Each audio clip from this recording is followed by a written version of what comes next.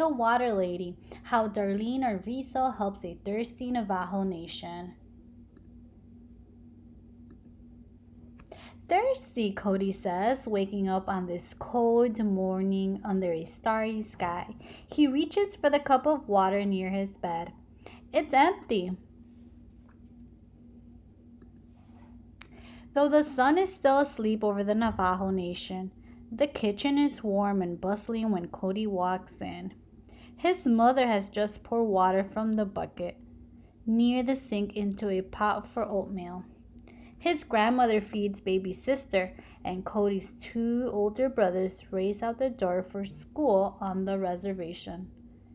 Cody climbs onto the counter and looks into the bucket.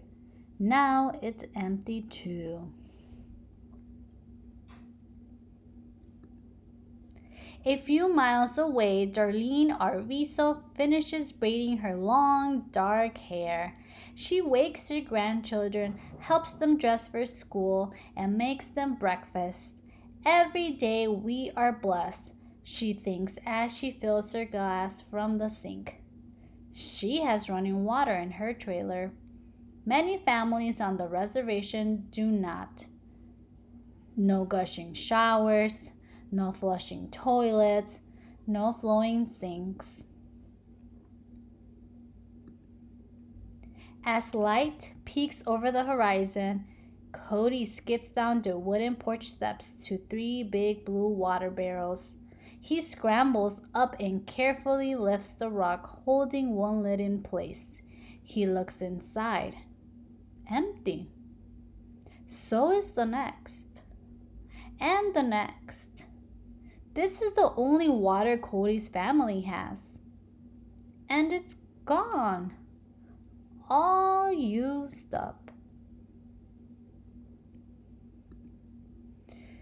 What about the animals? Cody checks the chicken coop. No water. He walks down the road to the watering hole where the dogs and horses drink. That's dry too. He knows that soon the sun will blaze from the sky, another scorching day in the high desert. And he is thirsty. Once she has dropped her children at their bus stop, Darlene drives to a parking lot near the mission school and climbs onto her own bus. As the rising sun floods the rocky land with soft pink light, she begins her route across the res. Many miles later, Darlene drops off the students. But her work isn't done. It's time to begin another important job. People are waiting. After running back home, Cody bursts inside to find his mother. Shima, he says, pulling on her skirt. The water! She looks down and whispers, Shh. Tell me after I put the little one down for her nap. Cody dashes to the sofa. Shimasani, he says, pulling his grandmother's arm. The water! It's all gone. His grandmother looks up from her quilting. Don't worry, my child, she soothes. I know something you do not. And she smiles.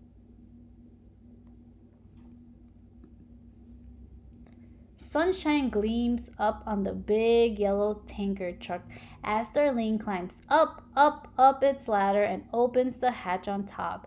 Then she reaches for a long pipe attached to the water tower above her and positions it over the hatch. After she flips a switch, water gushes through the pipe until the truck's empty belly is full. More than 3,000 gallons full. Now Darlene steps up into the driver's seat and starts the engine. The big yellow truck purrs. She checks her route on the clipboard and steers onto the road. Cody's grandmother has been telling him a story about the water sprinkler, the Navajo god of water, who collects water in a jar and sprinkles it east, west, south, and north to make rain. When she is done, she takes Cody to the window, and they look outside. Thick, dry heat muffles the land as Darlene guides the big yellow truck, heavy with water, up and down steep hills. She winds between mesas and rolls across valleys dotted with sun-baked shrubs. While she rolls along, waving to other drivers on her way, the Navajo radio station plays softly. After many miles, Darlene steers the truck onto a ribbon of dirt. At the ribbon's end, a small home sits alone on a wind-swept hill. Two faces peek through its window. Cody hears the rumble of heavy wheels, then sees the big yellow truck. "The water lady!" he cheers. "The water lady is here!" He bounds out of the house. With a loud ksh, the truck comes to a stop.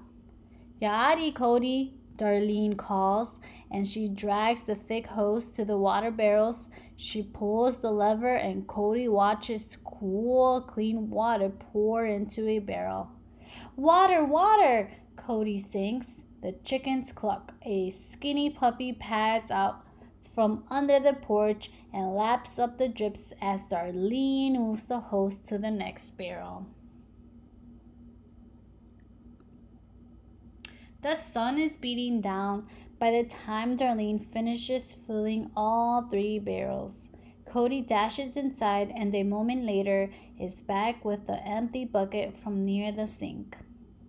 "Don't forget this, water lady," he says. Darlene smiles. "Of course not," she answers and fills it. Cody carefully takes the bucket from her. "Hagone, Cody," Darlene calls, climbing back into the big yellow truck. She's on her way again.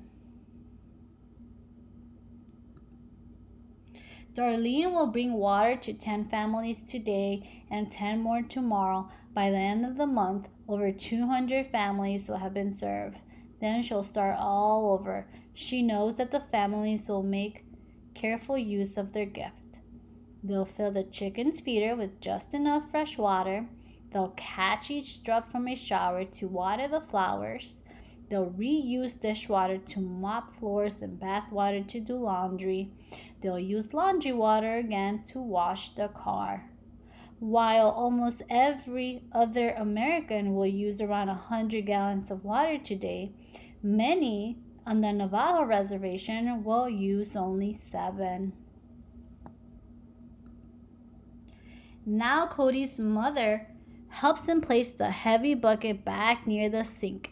At last, he dips his cup into the water. When he takes a drink and feels the cool water sliding down his throat, he smiles. 75 miles later, Darlene bounces the empty-bellied yellow truck back along the road in the sun-soaked afternoon heat. As she drives, she thinks of her Ache, her grandfather, a Navajo medicine man who helped his people. She is helping her people too.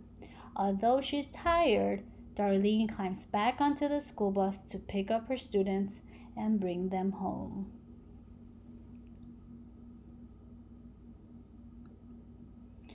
That evening, as the sun sets over the purple hills of the Navajo Nation, after Darlene has tucked her grandchildren into bed, she washes her face with clean, warm water. Tomorrow, she'll wake up under a starry sky to begin her work again. The end.